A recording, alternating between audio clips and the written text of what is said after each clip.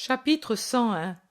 Marie-Madeleine, accompagnée par Marie, parmi les disciples. Pierre dit: Il y aura peut-être de la tempête aujourd'hui, maître. Tu vois ces bancs de couleur de plomb qui arrivent de derrière l'Hermont, et tu vois comme le lac se plisse, et tu sens les souffles de la tramontane qui alternent avec les chaudes bouffées du sirocco, des tourbillons, signe évident de tempête. Dans combien de temps, Simon? Avant la fin de l'heure de prime. Regarde comme les pêcheurs se hâtent de revenir. Ils sentent le lac qui menace. Sous peu, lui aussi aura la couleur du plomb, puis de la poix, et puis viendra la furie. Thomas, incrédule, dit: Mais il semble si calme. Toi, tu connais l'or, et moi je connais l'eau. Ce sera comme je dis. Ce n'est même pas une tempête imprévue. Elle se prépare avec des signes évidents. L'eau est calme en surface, à peine se crêpe qui semble une plaisanterie. Mais si tu étais en barque, tu sentirais comme des milliers de chiquenaudes qui heurtent la carène et secouent étrangement la barque. L'eau bout déjà en dessous. Attends que le ciel donne le signal, et tu verras ensuite. Laisse la tramontane se mêler au sirocco. Et puis, ohé, les femmes, rentrez ce que vous avez étendu et mettez vos bêtes à l'abri. Il va bientôt pleuvoir des pierres et de l'eau à plein seau. En effet, le ciel devient de plus en plus verdâtre, avec des traînées couleur d'ardoise par l'arrivée continuelle de bandes de nuages qui semblent être vomis par le grand Hermont. Elle repousse l'aurore de la direction d'où elle venait, comme si l'heure revenait vers la nuit au lieu d'avancer vers le midi. Seule une éclaircie continue de fuir en oblique de derrière le barrage des nuages couleur de pois et envoie un irréel coup de pinceau jaune-vert sur la cime d'une colline au sud-ouest de Capharnaüm. Le lac a déjà perdu sa couleur d'azur pour prendre une couleur bleu foncé, et les premières écumes entre les vagues petites, brisées, semblent d'une blancheur irréelle sur le fond obscur de l'eau. Sur le lac, il n'y a plus une barque. Les hommes se hâtent d'échouer les barques, de ramener les filets, les paniers, les voiles et les rames, ou, si ce sont des paysans, de débarquer leurs denrées, d'assurer les pieux et les cordages, de renfermer les bêtes dans les étables. Les femmes se hâtent d'aller à la fontaine avant qu'il ne pleuve, ou bien rassemblent les enfants levés avec le soleil et les font rentrer à la maison, et ferment les portes, soucieuses comme des mères poules qui sentent arriver la grêle. Simon, viens avec moi. Appelle le serviteur de Marthe et appelle Jacques, mon frère. Prends une grosse toile, grosse et large. 2 femmes sont sur la route et il faut aller à leur rencontre. Pierre le regarde curieux, mais obéit sans perdre de temps. Et sur la route, alors qu'en courant il traverse le pays en allant vers le sud, Pierre demande: Mais qui sont-elles? Ma mère et Marie de Magdala. La surprise est telle que Pierre s'arrête un moment comme cloué au sol et il dit: Ta mère et Marie de Magdala? Ensemble? Puis il se remet à courir parce que Jésus ne s'arrête pas et que ne s'arrêtent pas Jacques et le serviteur. Mais il dit de nouveau: Ta mère et Marie de Magdala? Ensemble?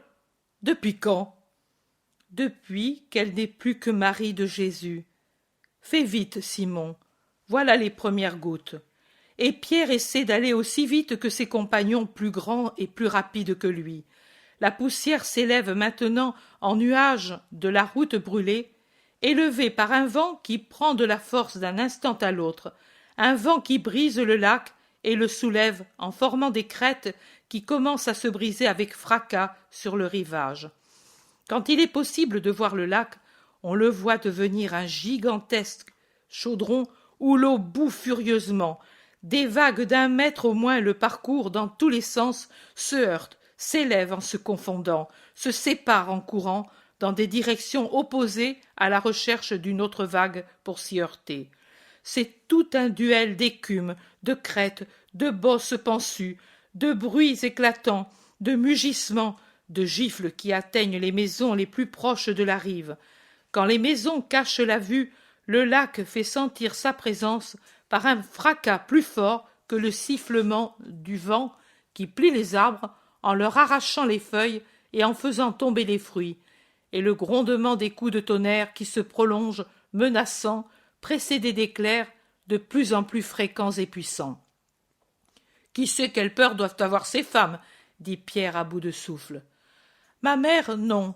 Quant à l'autre, je ne sais pas, mais sûrement, si nous ne faisons pas vite, elles vont être trempées. » Ils ont dépassé Capharnaüm de quelques centaines de mètres quand, dans des nuages de poussière, au milieu du premier grondement d'une averse qui se précipite en oblique avec violence, en rayant l'air obscurci, en devenant tout de suite une cataracte qui se pulvérise, qui aveugle, qui coupe la respiration, il voit alors deux femmes qui courent à la recherche d'un abri sous un arbre touffu. « Les voilà, courons !» Mais bien que son amour pour Marie lui donne des ailes, lui, avec ses jambes courtes et qui n'ont rien d'un coureur, arrive quand Jésus et Jacques ont déjà recueilli les femmes sous un lourd morceau de voile. Pierre, essoufflé, dit « Ici, on ne peut pas rester. On court le risque d'être foudroyé et d'ici peu la route sera un torrent. Allons, maître, au moins jusqu'à la première maison. » Il marche avec les femmes au milieu, en tenant la toile étendue sur leur tête et leur dos. Le premier mot que Jésus dit à Marie-Madeleine, qui a encore le vêtement du soir du banquet dans la maison de Simon, mais avec, sur les épaules, un manteau de Marie très sainte, c'est pour dire « Tu as peur, Marie ?» Elle, qui est toujours restée la tête inclinée sous le voile de sa chevelure, qui en courant s'est défaite, rougit, baisse encore davantage la tête et murmure « Non, Seigneur !» La Madone aussi a perdu ses épingles et semble une fillette avec les tresses qui lui retombent sur les épaules. Mais elle sourit à son fils qui est à côté d'elle et lui parle avec son sourire. « Tu es trempée, Marie, » dit Jacques d'Alphée en touchant le voile et le manteau de la Madone. « Cela ne fait rien, et maintenant nous sommes à l'abri, n'est-ce pas, Marie ? Il nous a sauvés aussi de la pluie, » dit doucement Marie à Marie-Madeleine, dont elle sent le douloureux embarras. Celle-ci, de la tête, fait signe que oui, fait signe que oui, fait signe. Jésus dit « Ta sœur sera contente de te revoir. Elle est à Capharnaüm, elle te cherchait. » Marie lève un moment la tête et fixe de ses yeux splendides le visage de Jésus qui lui parle avec le même naturel qu'aux autres disciples, mais elle ne dit rien. Elle est brisée par trop d'émotion. Jésus ajoute « Je suis content de l'avoir retenue. Je vous laisserai aller après vous avoir béni. » Sa parole se perd dans le claquement d'un coup de foudre proche. Marie-Madeleine a un geste de frayeur. Elle porte les mains à son visage et se courbe en éclatant en sanglots. « N'aie pas peur, » dit Pierre pour la rassurer. « Le coup est passé, et avec Jésus, il n'y a rien à craindre. » Jacques aussi, qui est à côté de Marie-Madeleine, lui dit « Ne pleure pas, les maisons sont toutes proches. »« Je ne pleure pas de peur, je pleure parce qu'il m'a dit qu'il me bénira. Moi, moi !» Et elle ne peut dire autre chose. La Vierge intervient pour la calmer en disant « Toi, Marie, tu as déjà franchi ton orage. N'y pense plus. Maintenant, tout est sérénité et paix. N'est-ce pas, mon fils ? Oui, mère, c'est tout à fait vrai. Sous peu, le soleil va revenir et tout sera plus beau, plus pur, plus frais qu'hier. Ce sera la même chose pour toi, Marie. » La mère reprend en serrant la main de Marie-Madeleine. « Je dirai à Marthe ce que tu as dit.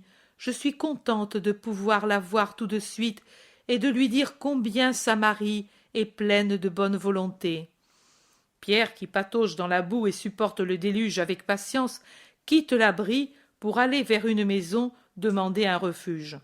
« Non, Simon, nous préférons tous revenir dans notre maison, n'est-ce pas ?» dit Jésus. Tous approuvent et Pierre revient sous la toile. Capharnaüm est un désert.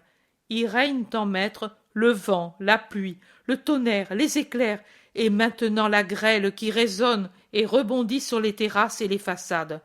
Le lac est effrayant tant il en impose. Les maisons voisines sont giflées par les vagues, car la petite plage n'existe plus. Les barques tirées à l'abri près des maisons semblent naufrager tant elles sont remplies d'eau que chaque vague va rejoindre en faisant déborder celle qui y est déjà. Ils entrent en courant dans le jardin, devenu un énorme marécage où flottent des débris sur l'eau agitée, et de là dans la cuisine où tout le monde est rassemblé. Marthe pousse un cri aigu quand elle voit sa sœur que Marie tient par la main. Elle se jette à son cou, sans remarquer comme elle se mouille en le faisant. Elle l'embrasse, l'appelle « Myri, Myri, ma joie !» Peut-être était-ce le diminutif qui leur servait quand Marie-Madeleine était toute petite.